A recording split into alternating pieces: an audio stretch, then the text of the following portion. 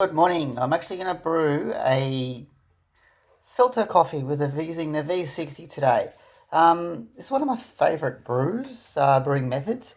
We'll just go through a bit of a quick tutorial on how to actually enjoy your own filter coffee. So we need our filter paper, obviously a dripper.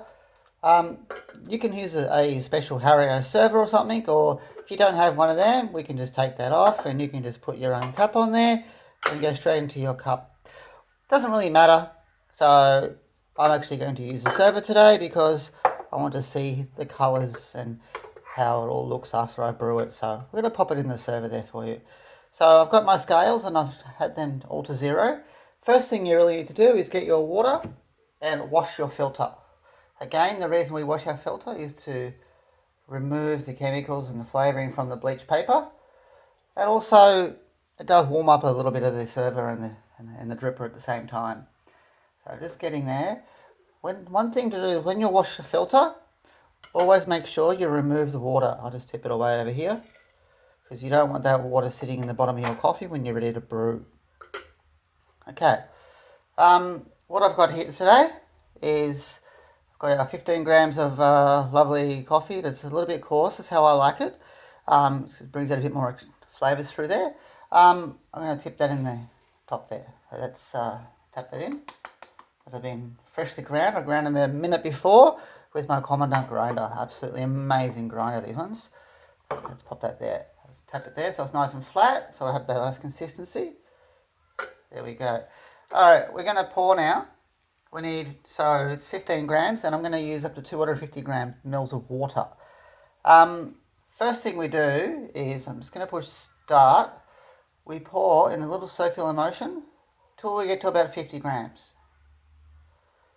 So I've got 50, oh, not quite there. There we go. Got our 50 grams of water in there. The reason why we stop at 50, this is called the blooming stage.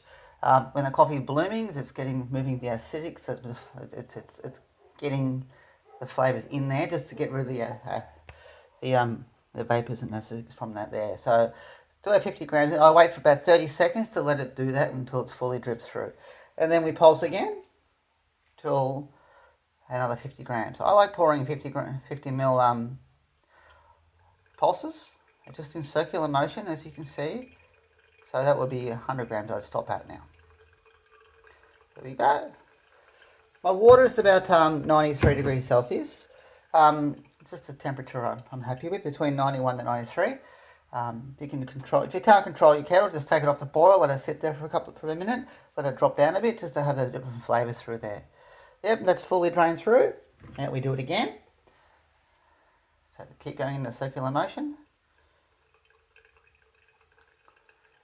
for another 50 grams. That's lovely.